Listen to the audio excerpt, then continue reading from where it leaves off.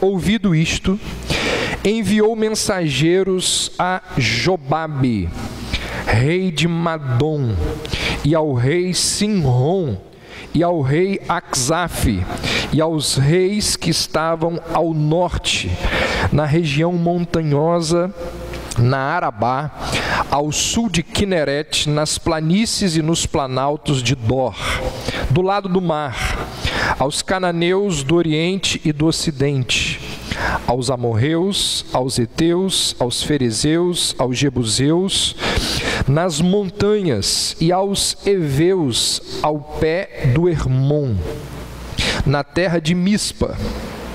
Saíram, pois, estes e todas as suas tropas com eles, muito povo, em multidão como a areia que está na praia do mar, e muitíssimos cavalos e carros.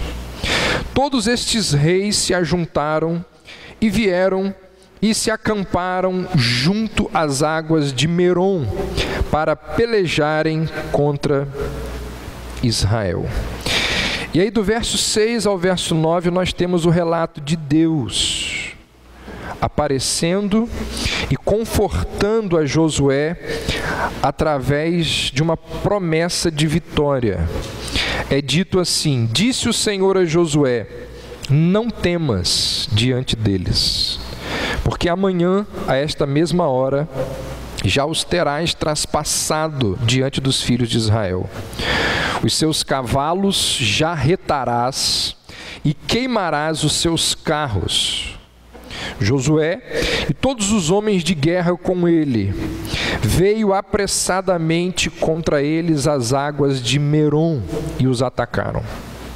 O Senhor os entregou nas mãos de Israel e os feriram e os perseguiram até a grande Sidom e até Misrefote-Maim e até o vale de Mispa ao oriente. Feriram-nos sem deixar nem sequer um. Fez-lhe Josué como o Senhor lhe dissera. Os seus cavalos já retou e os seus carros queimou. Depois dessa vitória, num lugar chamado Vale de Merom, Josué vai conquistar as cidades desses homens. O texto vai dizer que eles se reúnem e eles vêm até Josué no centro da terra. Josué vence a batalha e depois sobe para conquistar as cidades desses homens que ele já tinha vencido. Olha o que dizem os versos de 10 a 15. Nesse mesmo tempo, voltou Josué, tomou Azor e feriu a espada o seu rei. Porquanto Azor dantes era a capital de todos estes reinos. A todos os que nela estavam, feriram a espada e totalmente os destruíram. E ninguém sobreviveu. E a Azor queimou. Josué tomou todas as cidades desses reis, e também a eles, e os feriu a espada, destruindo-os totalmente, como ordenara Moisés, servo do Senhor. Tão somente não queimaram os israelitas as cidades que estavam sobre os outeiros, exceto Azor, a qual Josué queimou. E a todos os despojos destas cidades e ao gado, os filhos de Israel saquearam para si. Porém a todos os homens feriram a espada, até que os destruíram, e ninguém sobreviveu. Como ordenara o Senhor a Moisés, meu servo, assim Moisés ordenou a Josué, e assim Josué o fez. Nem uma só palavra deixou de cumprir de tudo o que o Senhor ordenara a Moisés. E aí do verso 16 ao 23, o livro relata a conquista de toda a terra ao norte. E aí encerra dizendo que a guerra, ela teve fim, cessou a guerra. Com essa conquista do norte, toda a terra de Canaã estava tomada pelo povo de Deus. Então lembre-se, eles entraram em Jericó, conquistaram o sul, depois o centro, e agora eles dominam o norte da terra de Canaã. Olha o que dizem os versos de 16 a 23. Tomou, pois, Josué toda aquela terra, a saber, a região montanhosa, todo o Neguebe, toda a terra de Gósen, as planícies, a Arabá e a região montanhosa de Israel com suas planícies, desde o monte Alaque, que sobe a Seir, até Baal-Gade, no vale do Líbano, ao pé do monte Hermon. Também tomou todos os seus reis, e os feriu e os matou. Por muito tempo, Josué fez guerra contra todos estes reis. Não houve cidade que fizesse paz com os filhos de Israel, senão os heveus, moradores de Gibeão. Por meio de guerra as tomaram todas, porquanto do Senhor vinha o endurecimento do seu coração, para saírem à guerra contra Israel, a fim de que fossem totalmente destruídos e não lograssem piedade alguma, antes fossem de todo destruídos, como o Senhor tinha ordenado a Moisés. Naquele tempo veio Josué e eliminou os anaquins da região montanhosa de Hebrom, de Debir, de Anabe e de todas as montanhas de Judá e de todas as montanhas de Israel. Josué os destruiu totalmente com as suas cidades. Nenhum dos anaquins sobreviveu na terra dos filhos de Israel. Somente em Gaza, em Gate e em Asdod alguns subsistiram. Assim tomou Josué toda esta terra, segundo tudo que o Senhor tinha dito a Moisés. E Josué a deu em herança aos filhos de Israel, conforme as suas divisões e tribos, e a terra repousou da guerra. Os anaquins citados aqui eram homens de grande estatura. Existe alguma divergência sobre os estudiosos, os escritores, sobre a altura desses homens, mas a maior parte dos estudiosos entendem que os anaquins tinham, em média, 3 metros de altura. Então eram homens, que ao se deparar com eles, existia ali um certo choque ao olhar para esses homens de tão altos e grandes que eram esses homens. E depois desse relato nós encontramos novos confrontos mais à frente, mas o fato é que a partir deste momento aqui, deste texto que nós lemos, toda aquela terra de Canaã já pertence aos filhos de Israel. De forma que a entrada e a saída da terra, de forma que a economia, a política, tudo estava debaixo do domínio dos israelitas, a partir aqui do capítulo 11 de Josué. Aquela terra que eles olharam anos antes, 4 décadas antes, e disseram assim: é impossível de conquistarmos. Aqui no capítulo 11 está a descrição da completa tomada da terra. E aí, o que esse texto tem para nos ensinar? É muito importante, ao buscar ensinamentos do texto, é muito importante nós lembrarmos que quando o autor sagrado escreve o que nós acabamos de ler aqui, quando ele registra para a posteridade estes fatos aqui, eles não estão, ou ele não está, meramente interessado em fazer um registro dos acontecimentos. Quando Josué e outros autores sagrados registram as coisas ou as informações que nós temos na Bíblia hoje, eles não pretendiam simplesmente fazer uma crônica para que ficasse lá nos anais da história de Israel.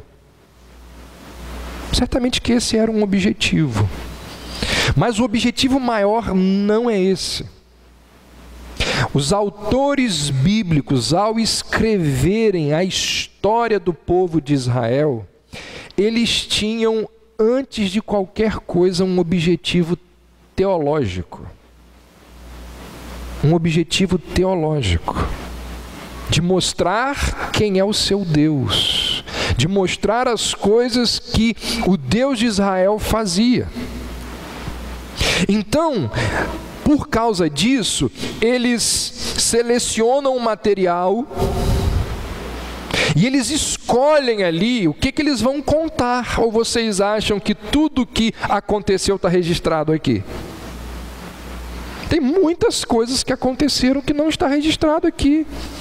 O próprio evangelista, ao falar de Jesus, vai dizer o quê? Se eu fosse contar tudo da vida de Jesus, ficaria difícil. Ele não diz isso? Então, eles selecionam o material e eles escolhem o que eles vão contar. E eles transmitem, eles escrevem, eles contam de um determinado ângulo para transmitir algumas mensagens às pessoas que vão ler aquilo que eles estão escrevendo. Existe uma intenção ao escrever o que está sendo escrito. E esse texto de Josué 11, nós podemos perceber nele pelo menos 4 princípios ou 4 verdades que são correntes ou que estão presentes em todo o livro de Josué. Primeiro, o que a gente aprende aí? Que a vitória do povo de Israel contra inimigos mais poderosos. Isso é fato, que a pessoa que escreveu esse texto quer deixar isso claro. Isso é constante ao longo do livro. Israel está enfrentando inimigos mais poderosos, exércitos mais fortes, está vencendo todos eles.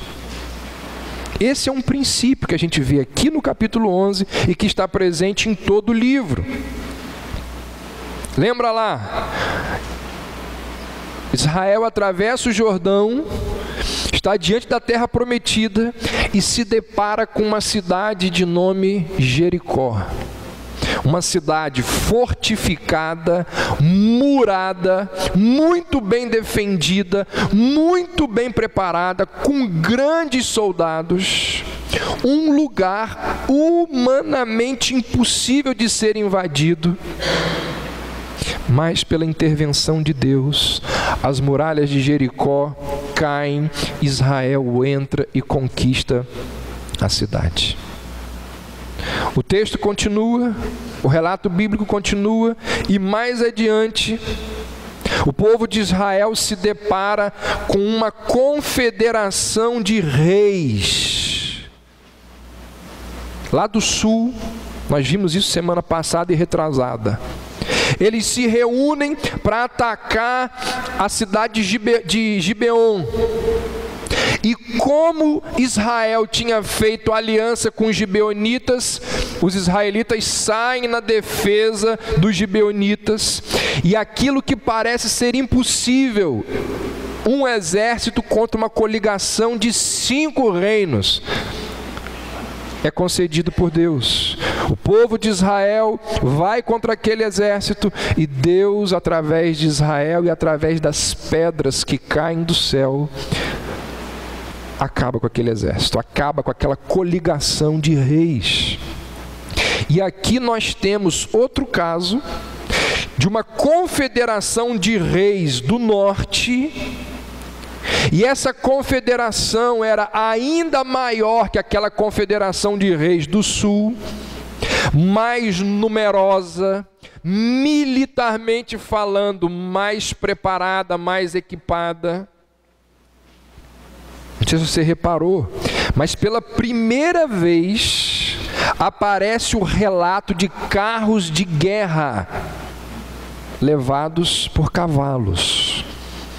Pela primeira vez no relato bíblico aí. Provavelmente foram adquiridos por esses reis lá no Egito, comprados do Egito. Era uma espécie de carros de madeira que tinha ali chapas e pinos de ferro, especialmente preparados para a guerra.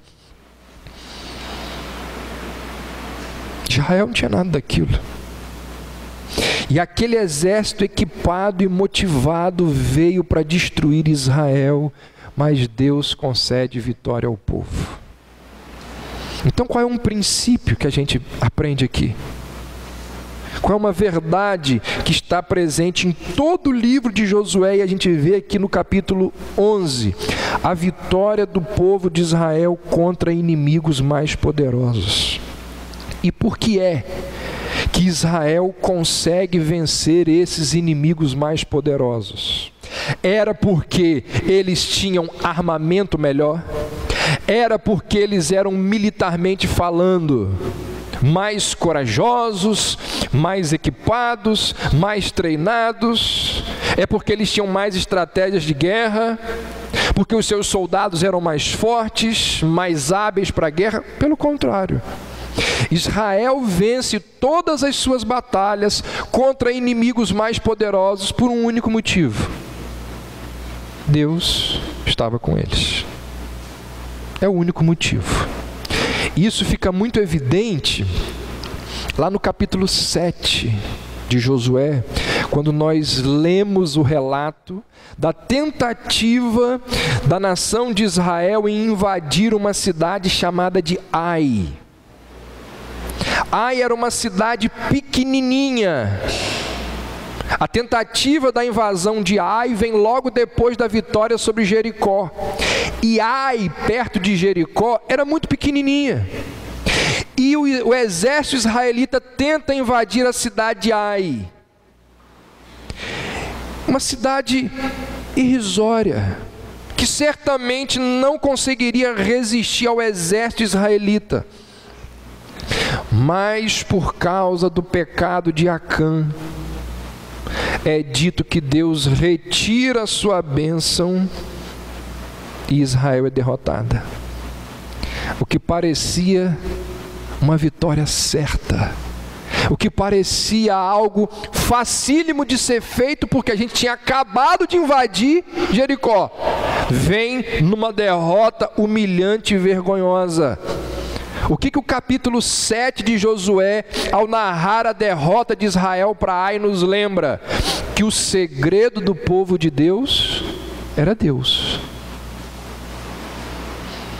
A continuação do livro de Josué, de o povo de Israel vencendo batalhas aparentemente impossíveis, nos mostra o quê? Só conseguimos vitória sobre aqueles exércitos muito mais poderosos por causa da mão do Senhor, por causa da presença do Senhor ao nosso lado. Então esse é um dos grandes temas do livro de Josué. Se Deus está com o povo, não existe inimigo poderoso ou forte que não seja capaz de ser derrotado por Israel. Agora, se Deus não estiver com o povo, não existe cidade tão insignificante que não possa vencer o povo. Esse é o refrão que você vai encontrar em toda a Bíblia. Qual o refrão? Se Deus é por nós, quem será contra nós? Agora, se Deus não é por nós, ai de nós. Esse é um grande princípio que, como igreja, nós não podemos esquecer. Vocês acham que uma igreja ela vence, ela ganha pelo marketing, pelos talentos da igreja, pelos recursos das pessoas. Será que é por isso? Uma igreja pode ter um marketing excelente, gente extremamente talentosa, gente com muito dinheiro. Uma igreja pode ter tudo isso, mas se não tiver a bênção de Deus, se não tiver a presença de Deus, se Deus não disser assim, eu vou com vocês, é tudo condenatório. É tudo condenatório. O segredo dos israelitas, assim como o segredo da igreja, é Deus.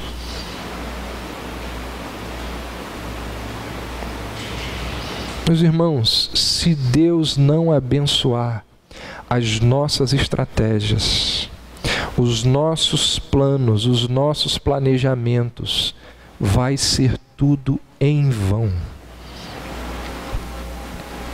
Eu estava aqui, nós começamos o culto hoje, tinha o quê? Umas 15 pessoas. E eu estava aqui, o pessoal começando o louvor aqui, várias pessoas do Ministério de Música não estão aqui. E eu estava falando, meu Deus, quantas vezes eu já falei?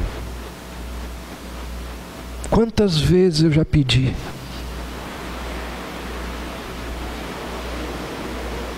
E aí eu falei assim, Senhor, isso não é problema meu. Isso é com o Senhor. Não dá para mim. O que eu posso fazer eu já fiz. Isso é com o Senhor.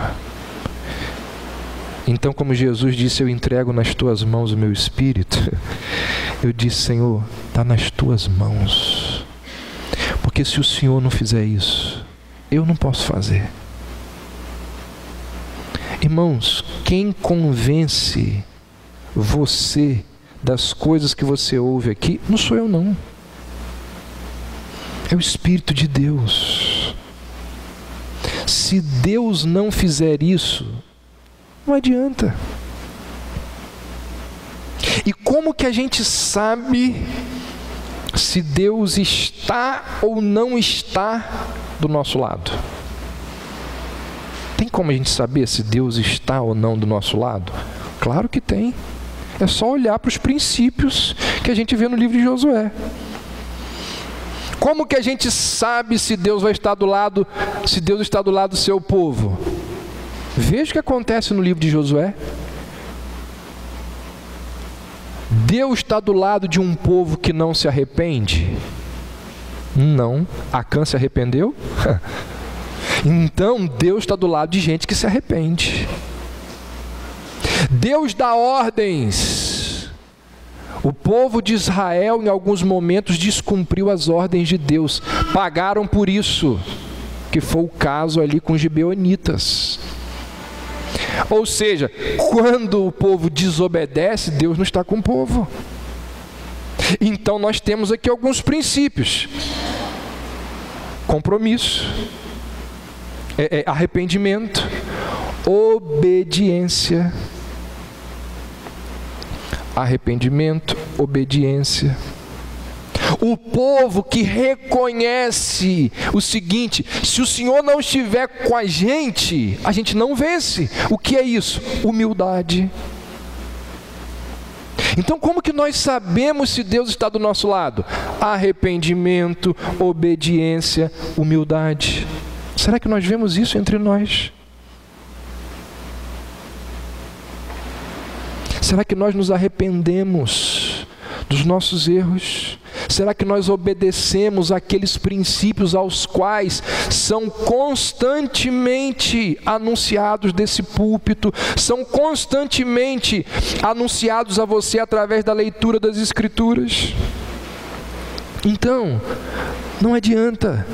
A vitória do povo de Israel e as nossas vitórias na vida, elas só virão se Deus estiver do nosso lado. E sabe por que é isso? E sabe por que acontece assim? Porque se nós obtivermos vitória sem o auxílio divino, nós vamos achar que o mérito é nosso. E esse é um outro princípio que a gente vai perceber ao longo do texto, ao longo do livro de Juízes. As nossas vitórias, elas só nos vêm porque Deus nos abençoa.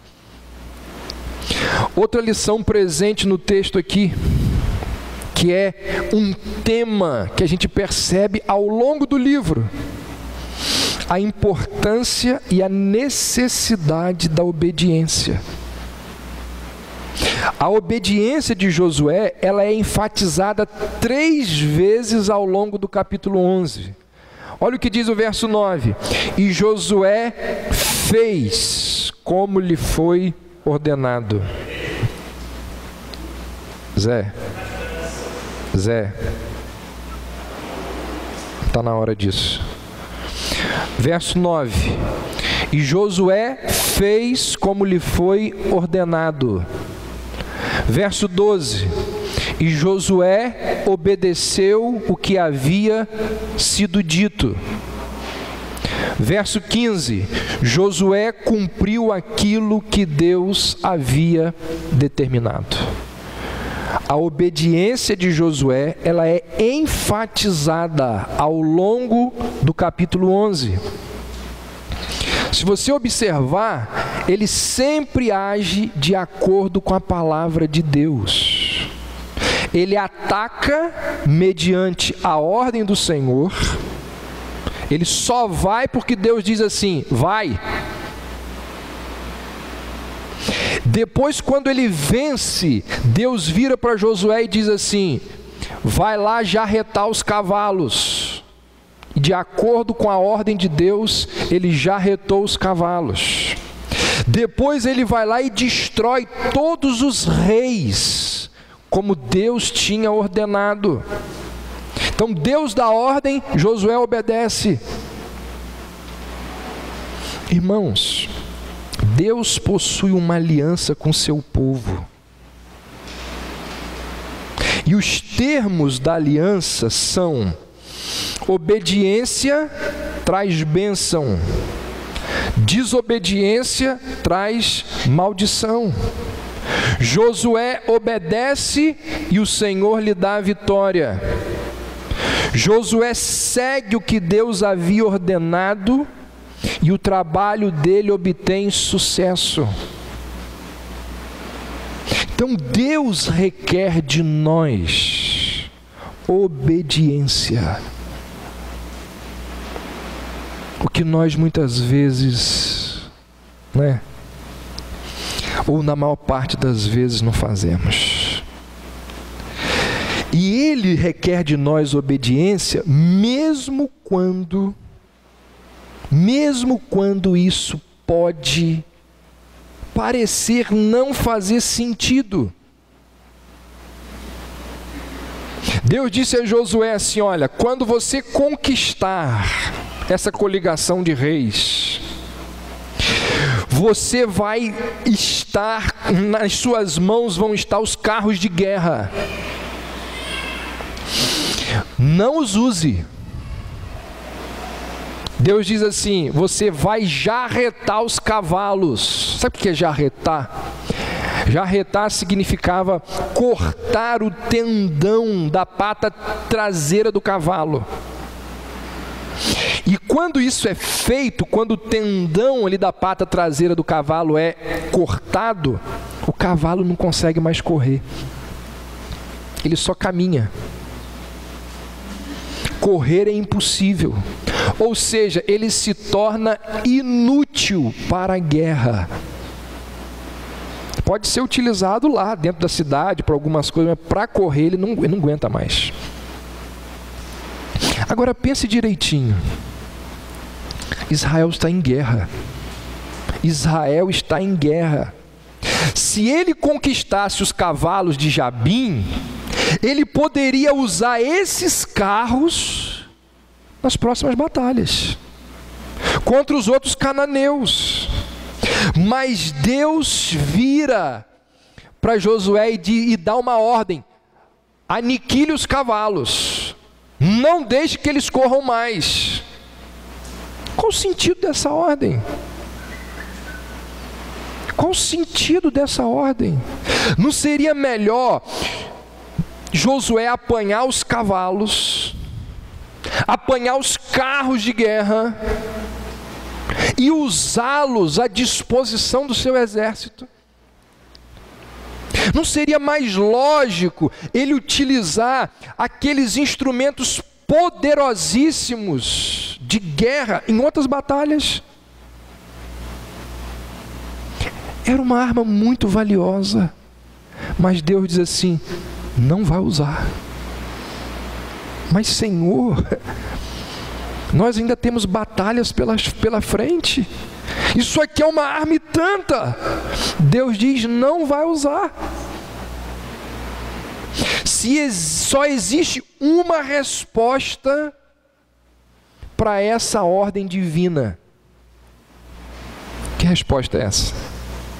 Deixar evidente que a vitória vinha de Deus.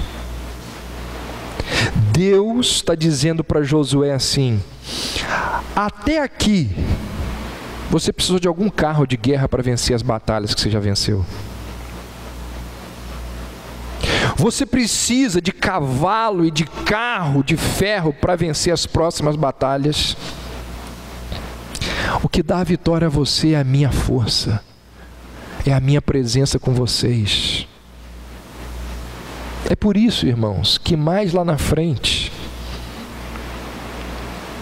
um exército de mais de 30 mil homens é reduzido a 300, sob a liderança de Gideão. E Deus fala diretamente para Gideão: diminui o número do exército, porque se vocês vencerem os midianitas com essa quantidade de gente, vocês vão achar que foram vocês que venceram. E Deus está dizendo aqui: olha, acaba com a capacidade de corrida dos cavalos. Deus não queria permitir que os carros e cavalos induzissem Israel a depositar sua confiança nestes instrumentos de guerra e não em Deus. Lembra lá do Salmo 20? Lembra do que o salmista diz naquela famosa oração? Ele diz assim: uns confiam em carros, outros em cavalos. Nós, porém, nos gloriamos no nome do Senhor, o nosso Deus. Então é óbvio, gente, não estou negando isso, é óbvio que Deus pode se utilizar de recursos naturais, de recursos materiais, para nos auxiliar nas nossas lutas. Pastor, isso aqui é um princípio que pode ser aplicado para aquela situação que muitos neopentecostais defendem, de que se eu estou doente, então eu não vou tomar um remédio, e eu vou confiar na ação de Deus. Claro que não. Claro que não.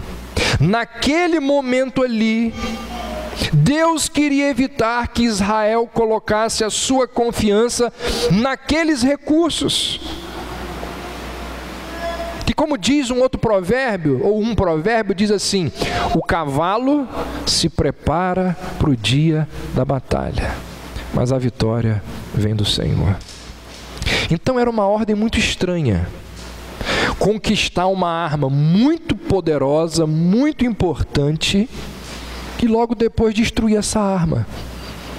Militarmente falando, era uma insanidade, mas Josué obedeceu.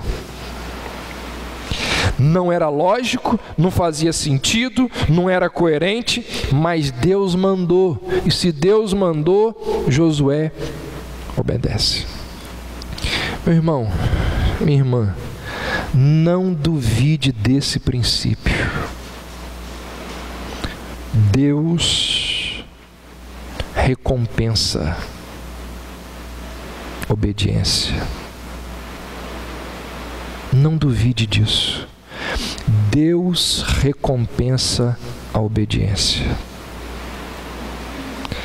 Terceira lição que a gente encontra aqui: a conquista completa da terra em cumprimento da promessa de Deus. Você já parou para pensar qual é a utilidade desse monte de nome estranho aqui no texto? De lugares que nem existem mais.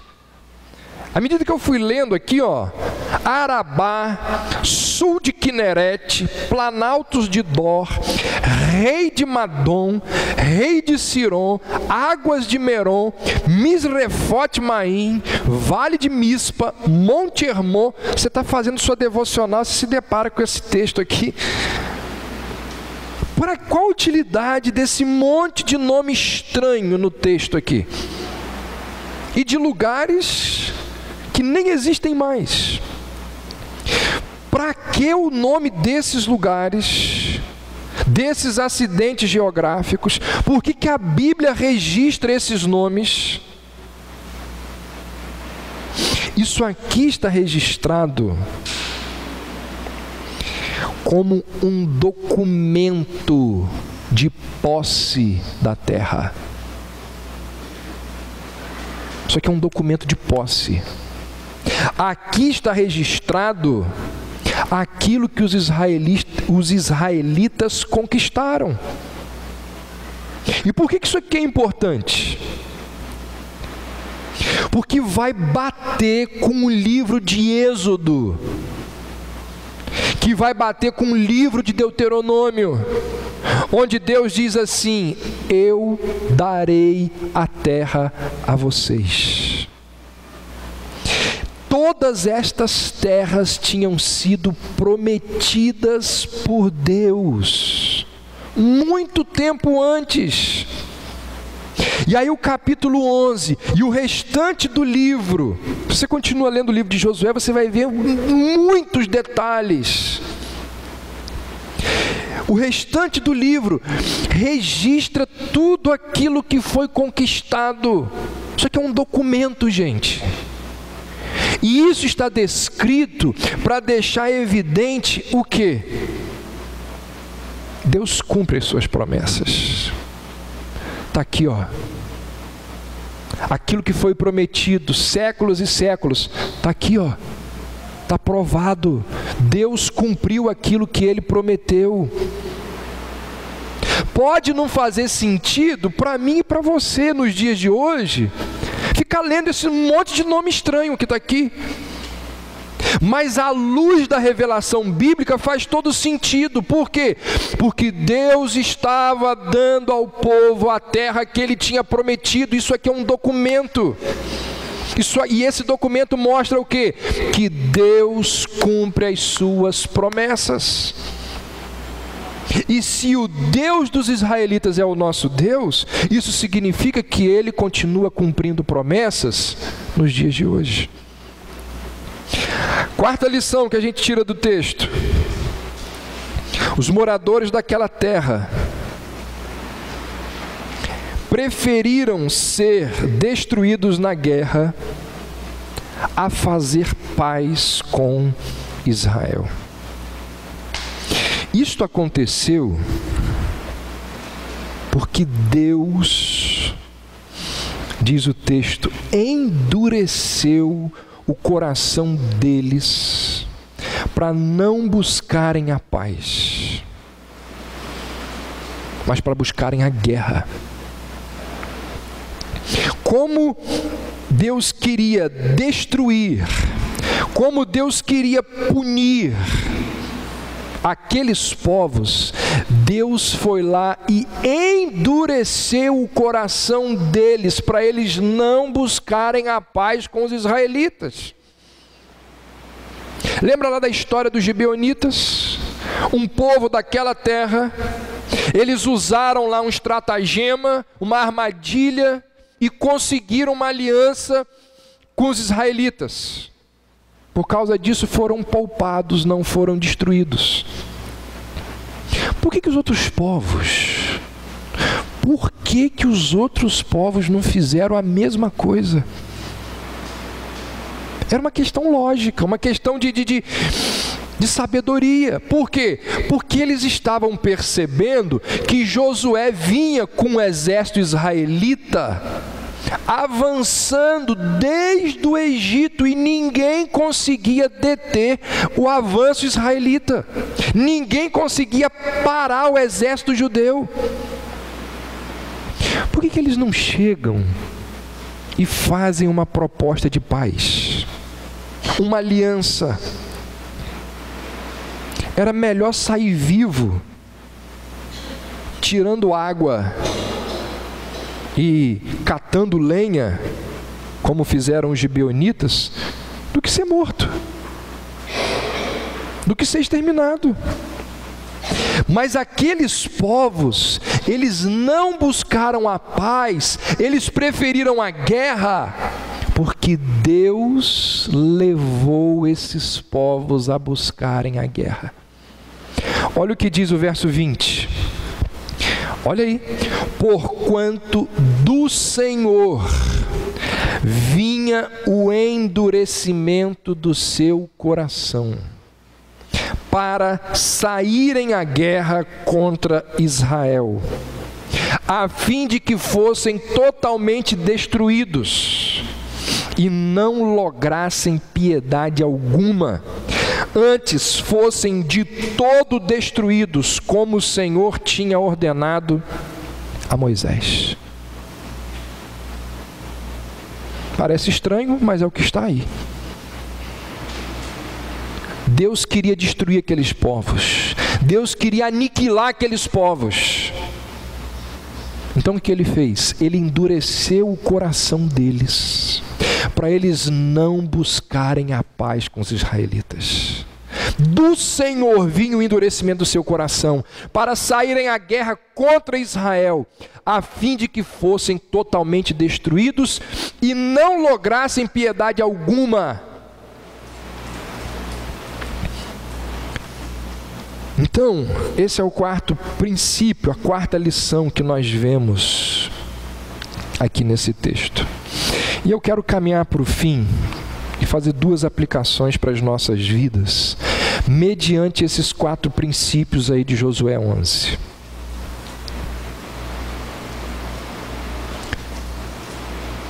Primeiro princípio que a gente vê aqui: Deus está agindo na história. Todo esse registro diz respeito às ações de Deus no mundo. Aqui Deus está interferindo na história para cumprir a sua palavra. Deus interfere na vida, no cotidiano, no dia a dia, na realidade humana, para dar cumprimento ao que Ele planejou antes da fundação do mundo. Gente, fazia parte dos planos de Deus escolher um povo lá do Oriente, dar promessas a esse povo, e no meio dessas promessas incluía uma terra, um reino, um descendente, e através desse descendente, todas as nações, todas as famílias da terra seriam benditas.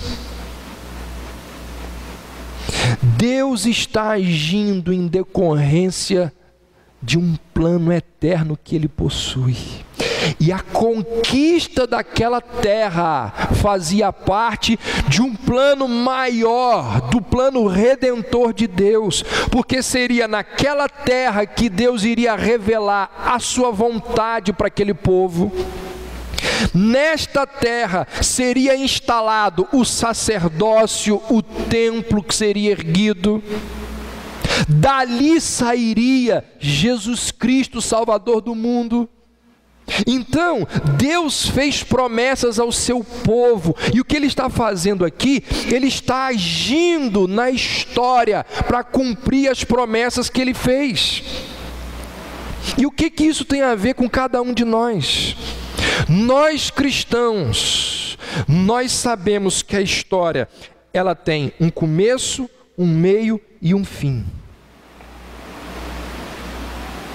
O cristão, aquele que diz assim: eu converti os meus pensamentos, a minha ideologia de vida, a uma verdade chamada de cristianismo. Eu creio nisso. O cristão, a pessoa que crê nas verdades cristãs, para essa pessoa, a história tem começo, meio e fim. Agora, para quem não é cristão, a história, ela é simplesmente uma sucessão de fatos loucos. E alguns ou outros estão lá ligados entre si. Quem é marxista acha que a história tem uma sucessão de fatos ligados entre si por questões sociais.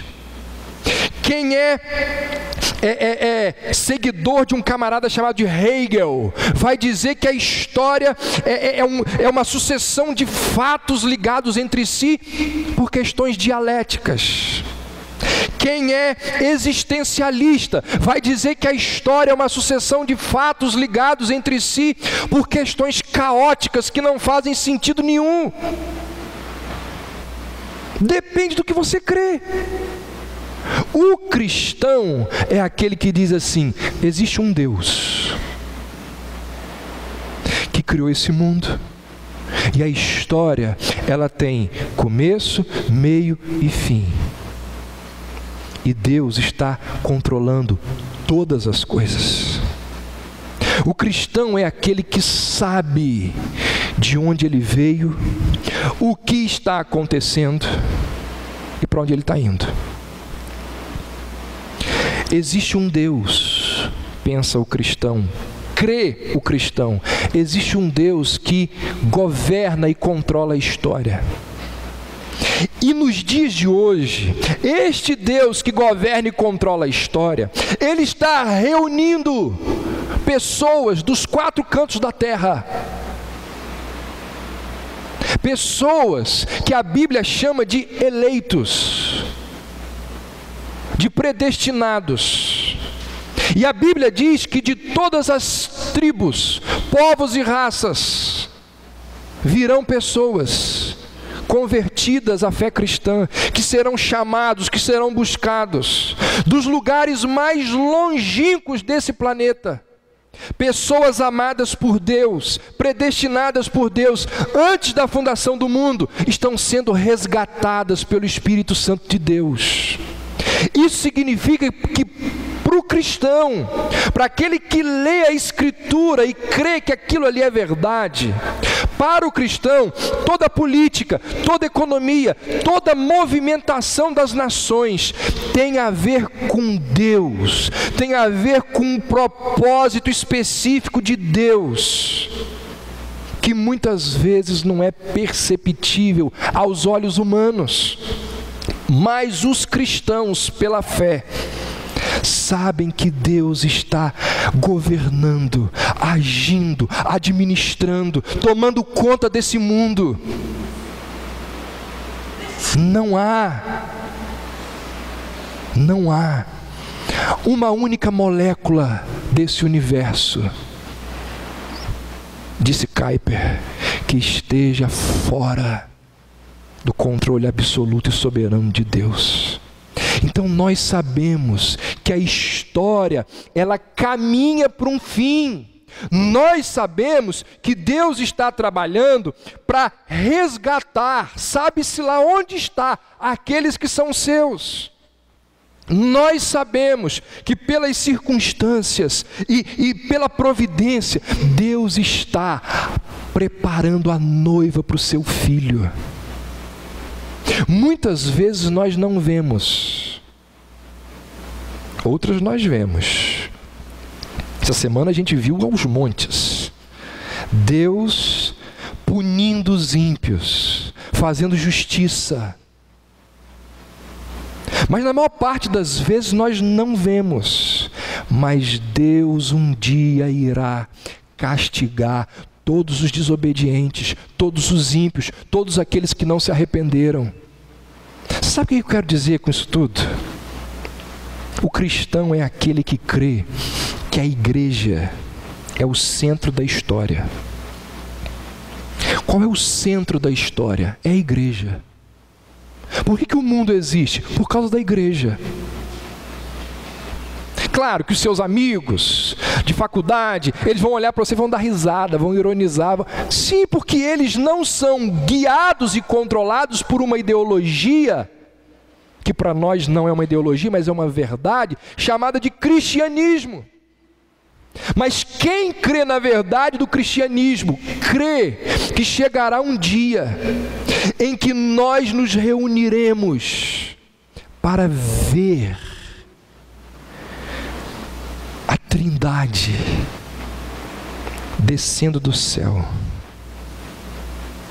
governando todo esse mundo, e todo joelho se dobrando e confessando que Jesus é Senhor, porque nós cremos que Deus governa a história. O cristão não é alguém que está nesse mundo perdido, naufragando na vida. O cristão sabe que a sua vida, de alguma forma, ela se encaixa dentro desse plano glorioso que Deus criou. Então o que esse livro aqui, o que esse capítulo nos mostra? Que Deus, Ele está agindo na história. Por mais que a gente duvide, diante das coisas que nós vemos, Deus está agindo na história. E não apenas no macro, também no micro. Ou seja, Deus conhece a dor de cada um de nós, a vida de cada um de nós. E o segundo princípio que essas 4 verdades presentes aqui no texto nos mostram: Deus, ao agir na história, Ele salva e Ele condena quem Ele quer. Deus é soberano, salva e condena quem quer. Como nós vimos no texto, no desenrolar do seu plano, Deus abençoou a obediência. Deus abençoou a obediência de Josué. Mas Deus também endureceu os corações. Isso fica muito claro aqui no texto. Aqueles homens não buscaram a paz com Israel porque Deus endureceu os seus corações para fazerem guerra com Israel. Irmãos, quando nós comparamos esta passagem com outras, o quadro que nós temos é que Deus endurece a quem Ele deseja castigar. Deus endurece a quem Ele quer castigar. Quando Deus deseja castigar alguém, Ele endurece o coração daquela pessoa. Isso acontece para que a pessoa se torne ainda mais merecedora do castigo. Eu vou repetir. Quando Deus quer castigar alguém, Deus endurece o coração da pessoa para ela não obedecer, para que ela se transforme, ela se torne mais merecedora do castigo. Querem ver alguns exemplos? No livro de Êxodo, Deus aparece para Moisés. Você deve conhecer esse relato. E Deus diz assim: Moisés, olha só, eu vou tirar vocês do Egito. Mas não vai ser simples, não. Antes de vocês saírem, eu vou dar uma lição nos egípcios. E aí começa o diálogo de Moisés com Faraó. E no momento ali, Deus vira para Moisés e diz assim: quando você voltar no Egito, faz diante de Faraó todos os milagres que eu te mostrei. Mas você já pode ficar sabendo de uma coisa: diante de todos os milagres que você vai fazer, Faraó não vai te ouvir. Não vai te ouvir, porque e não vai deixar o povo sair. Como que a gente entende isso? Por que isso? Primeiro Deus manda Moisés realizar milagres para Faraó se convencer de que Deus existe, de que esse Deus possui um povo que está debaixo do domínio de Faraó, e que Deus deseja que Faraó liberte o seu povo. No entanto, Deus endurecerá o coração de Faraó para não deixar o povo ir. Mas como assim? Por que Deus faz isso? Deus quer que o povo saia, mas Ele endurece o coração de Faraó para não deixar o povo sair. Por quê? Porque antes do povo sair, Deus queria castigar toda a idolatria, toda a violência, toda a arrogância que tinha no meio dos egípcios. E aí, Deus dá evidências de que Ele existe, mas Ele cega o coração ímpio de Faraó, para que ele não veja e não se submeta. E o resultado é que o ímpio fica ainda mais responsável pelo castigo que vai vir sobre ele. Deus endurece o coração de Faraó porque Ele queria castigar Faraó por todos os pecados que ao longo de décadas e séculos aquele povo tinha cometido. E uma coisa muito importante aqui a gente precisa perceber, muito importante aqui: Deus não está cegando um inocente. Deus não está cegando um inocente. Isso é importante de ser dito, porque às vezes as pessoas, ao criticar a doutrina da predestinação, falam o seguinte: Deus endureceu o coração das pessoas. Isso não é justo. É injusto Deus endurecer o coração das pessoas e depois cobrar delas. Irmãos, Deus só endurece aquilo que já está endurecido. Deus endurece o coração desobediente. Deus endurece aquele que na sua impiedade se recusa a obedecer. Na verdade, o endurecimento do coração já existia, da própria pessoa. E no caso de Deus aqui, é só o começo do castigo. Quando o povo estava chegando perto do Mar Vermelho, ainda sob a liderança de Moisés, olha o que diz o texto de Deuteronômio 2:30. Seom, rei de Hesbom, não nos quis deixar passar por sua terra, porquanto o Senhor teu Deus endurecera o seu espírito e fizera obstinado o seu coração. Como Seom não deixou o povo passar, o povo guerreou contra ele e destruiu ele e o seu povo lá completamente. E o texto diz que foi Deus que endureceu o coração de Seom para não deixar Israel passar. Qual a consequência? Guerra, para Deus destruir aquele povo ímpio.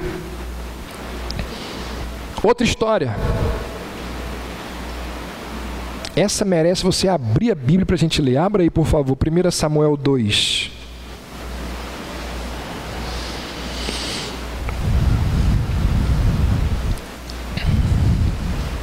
Você conhece a história dos filhos de Eli?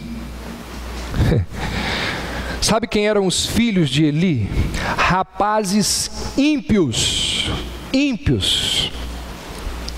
que se prostituíam com as mulheres do templo, roubavam os sacrifícios que eram oferecidos. Eli, que nunca tinha repreendido os filhos, ele sabia, mas ele não repreendeu não, como deveria repreender. Já viu o pai repreendendo o filho? O filho faz isso não, meu filho. Deixa para lá. Está repreendendo? Tá nada. Se o pai não quer que o filho faça aquilo, ele vai pegar o filho, vai dar uma advertência a ele. Se o filho permanecer, o pai vai usar a vara, como a Bíblia diz que deve usar, e vai agir. Mas Eli ficava assim, faz isso não, meu filho, igual muito pai e mãe por aí. Olha o que diz 1 Samuel 2, a partir do verso 23. Por que fazeis tais coisas? Pois de todo este povo, Eli falando com os moleques, pois de todo este povo ouço constantemente falar do vosso mau procedimento. Não, filhos meus, porque não é boa fama esta que ouço. Estais fazendo transgredir o povo do Senhor. Pecando o homem contra o próximo, Deus lhe será o árbitro. Pecando, porém, contra o Senhor, quem intercederá por ele? Olha aí agora, gente, o que está escrito aí? Entretanto, não ouviram a voz do seu pai. Por quê? Porque o Senhor os queria matar. Eles não ouviram a advertência do pai, porque Deus queria acabar com a vida deles. O coração deles foi endurecido por Deus, por não ouvir a advertência do pai, porque Deus queria destruí-los. Deus não queria que eles se arrependessem,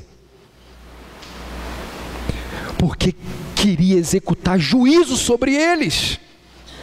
Na verdade, Deus fez isso, preste atenção, Deus fez isso como o início do processo de castigo. Por quê? Porque eles já eram desobedientes, eles já eram pervertidos, eles já eram rebeldes, eles ouviam, eles sabiam, mas eles não quiseram se arrepender. Não querem se arrepender? Pois bem, o coração vai ficar mais duro ainda. Foi o que Deus fez. Outro exemplo, Roboão, filho de Salomão. Quando Salomão morre, o povo chega para Roboão e diz assim: olha só, seu pai criou esse reino aqui, lindíssimo, porque ele cobrava altos impostos sobre nós. Isso não é justo, ameniza a nossa situação. Roboão vira e fala assim: espera só um pouquinho, vou consultar meus ministros. Aí ele vai lá, conversa com os ministros mais experientes, e os ministros dizem assim: olha, o povo está certo, atenda ao povo, e o seu reino vai se firmar. Aí depois Roboão vai lá para a galera mais jovem, a sua turma lá, e conversa com eles, e eles dizem: deixa disso, Roboão, aumenta ainda mais os impostos para o povo te respeitar, para eles verem quem é você. Roboão vira para o povo e diz assim: o meu dedo mínimo é mais pesado, é mais largo que o lombo do meu pai. O meu pai vos castigou com chicote, eu vou lançar em cima de vocês escorpiões. Sabe o que diz o texto bíblico que aconteceu?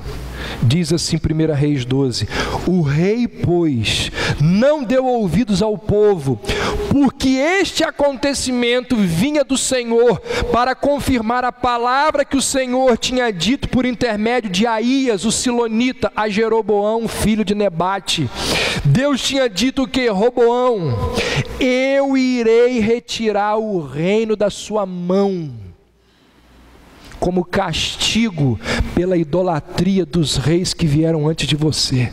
E foi naquele momento que houve a divisão do reino. Foi Deus que não deixou Roboão ouvir. Endureceu o coração dele. Quer outro exemplo? Isaías 6. Deus vira para Isaías e diz assim: vai lá e prega para o povo. Mas eu vou fazer o quê? Eu vou endurecer o coração deles. Abra aí rapidinho, por causa da nossa hora, Isaías 6.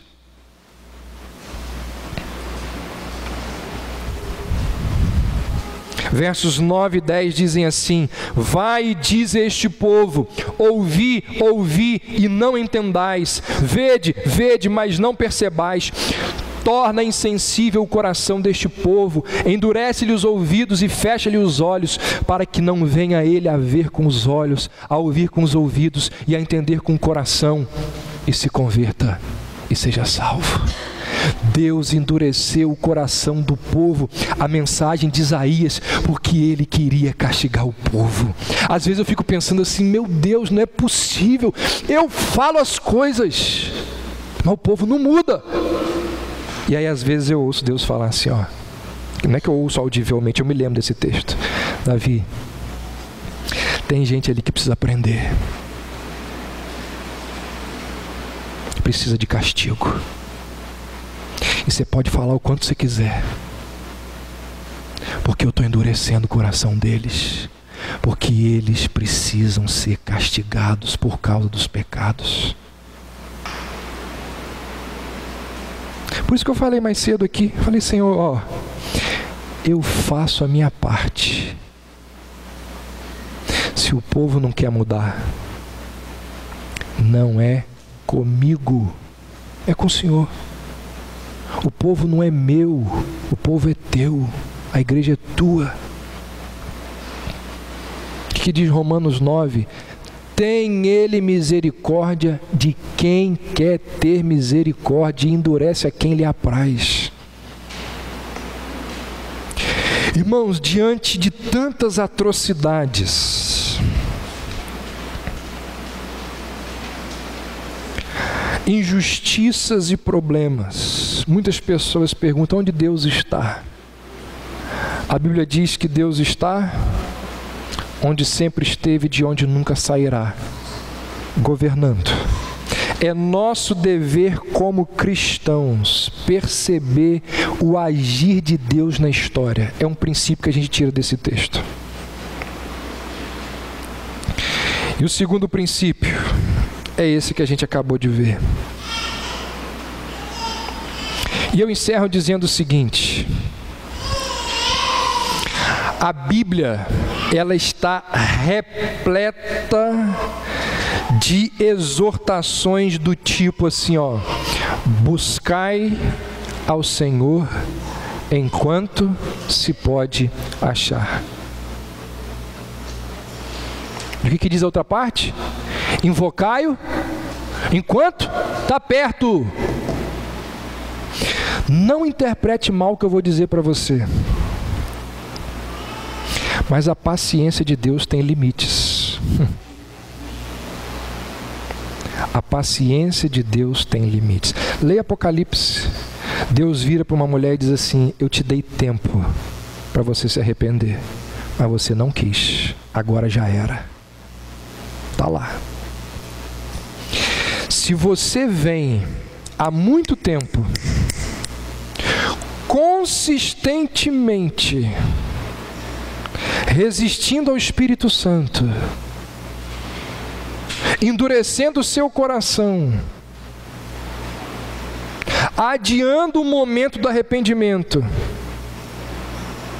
deixando para depois, deixando para fazer o que é certo depois, Eu quero dizer uma coisa para você. Pode ser que você pense que chegou o momento da conversão, mas o seu coração não quer mais. Mas em sua alma não existe mais aquele anseio pelo Senhor. As pessoas, deixa eu falar uma coisa para você, isso é endurecimento de Deus. As pessoas pensam, estou encerrando, vou falar só isso, vou contar uma história para a gente encerrar. As pessoas pensam que elas podem se converter, ou se arrepender, ou mudarem de vida a hora que elas bem entenderem. Eu vou fazer isso que daqui a 1 ano, daqui a 6 meses, depois que eu fizer eu me arrependo. Não é assim que as coisas funcionam. Quem dá oportunidade de arrependimento é Deus, não é você. Não é você. Deixa eu dizer uma coisa para você. Nós não temos domínio sobre o nosso coração e sobre as oportunidades de arrependimento oferecidas por Deus. O que pode acontecer amanhã não é busca por arrependimento, é mais endurecimento. Invocai-o enquanto está perto. O Philip Yancey conta num dos seus livros de um amigo que o chamou para jantar num dia e disse assim para ele: olha só, eu estou a ponto de abandonar minha esposa, e eu vou abandonar minha esposa porque eu quero ter um caso com a menina, manter o meu caso com ela. Eu quero saber o seguinte de você: se eu me separar da minha esposa e mantiver esse caso, lá na frente Deus pode me arrepender? Deus pode me perdoar? Deus pode me perdoar do que eu vou fazer? O Philip Yancey chama isso de o escândalo da graça. Ele diz assim: Deus antecipadamente avisou o perdão. Então as pessoas pensam assim: eu vou pecar, e lá na frente o perdão está garantido. Meu irmão, quem te oferece a possibilidade do perdão e do arrependimento é Deus, não é você. O que Deus pode fazer é deixar você cada vez mais ímpio, cada vez mais duro. Há um teólogo que diz assim: se deixarmos passar o tempo para nos arrependermos, ficaremos arrependidos para sempre de termos deixado o tempo passar. E aí o Philip Yancey conta lá no final do capítulo, ele diz assim: já faz anos que o meu amigo me perguntou, me fez aquela pergunta. Sabe onde ele está hoje? Cada vez mais perdido. Quando eu o procuro, ele diz assim: ainda não chegou o tempo. Hoje, disse o salmista, hoje, se ouvirdes a sua voz, não endureçais o vosso coração. Que Deus tenha piedade das nossas vidas. Que Deus tenha misericórdia de todos nós, para que a gente não venha a ter um coração duro, um coração que se deixa endurecer e que não é capaz de ouvir as exortações que constantemente batem à nossa porta. Vamos orar? Senhor Deus, que a Tua palavra pregada possa alcançar os nossos corações. E como cantamos, pedimos, rogamos ao Senhor, amolece o meu coração. nem que para isso os nossos olhos tenham que ser molhados. Porque é muito melhor estar perto do Senhor, mesmo com dores, do que longe do Senhor, condenado à perdição, ao inferno e principalmente condenado a viver longe de Ti.